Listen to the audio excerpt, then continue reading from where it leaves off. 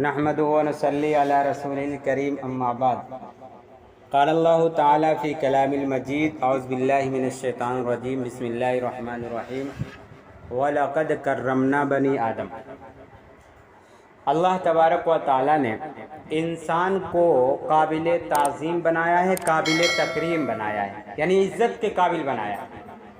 جس طرح انسان قابل عزت ہے، قابل تکریم ہے، اسی طرح انسان کے اعضاء کی بھی اللہ کے یہاں بہت قدر ہے، اور اللہ تعالیٰ نے انسان کے ہر عضو کی قدر کی تعلیم دیا اور حکم دیا ہے۔ یہ بات اس وجہ سے کہہ رہا ہوں کہ عموماً یہ دیکھا جاتا ہے انسان اپنے سر کے بال کاٹتا ہے، زیر ناف کاٹتا ہے، بغل کے بال کاٹتا ہے، ناخن کاٹتا ہے، تو جہاں تہاں پھینک دیتا ہے اس کو۔ بعض تو ایسے ہوتے ہیں کہ ان بالوں کو، ناخنوں کو بیت الخلاء میں ڈال دیتے ہیں، اور بعض ایسے ہوتے ہیں جو کوڑا کی جگہ ڈال دیتے ہیں، اور بعض گزرگاہوں پر، راستوں پر پھینک دیتے ہیں۔ تو سوال یہ ہے کہ کیا ایسا کرنا صحیح ہے؟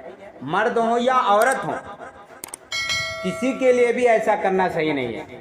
وَلَقَدْ كَرَّمْنَا بَنِي آدم میں اللہ تعالیٰ نے یہی فرمایا کہ ہم نے انسان کو قابل تکریم بنایا، اس کی ہر چیز کو بنایا۔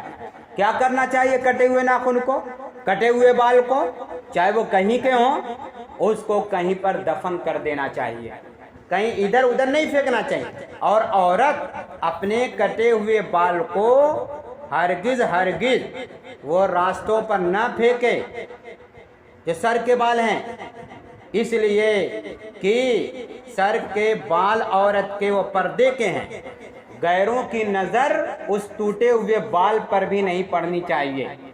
لیکن اس بارے میں کتنی کوتاہی ہوتی ہے۔ اس کا ایک طریقہ ہے بالوں کو، ناخنوں کو جمع کیا جائے، کچھ دن کا جمع کر لیا جائے، اگر کہ مردوں سے کہا جائے، لوگوں سے کہا جائے، پلاسٹک میں دے کر کے، پلاسٹک میں کہ لے جائیے فلاں جگہ۔ بہتر تو یہ ہے کہ قبرستان وغیرہ میں جا کر کے کھود کر کے اس کو دفن کر دیں، یہ ہے طریقہ۔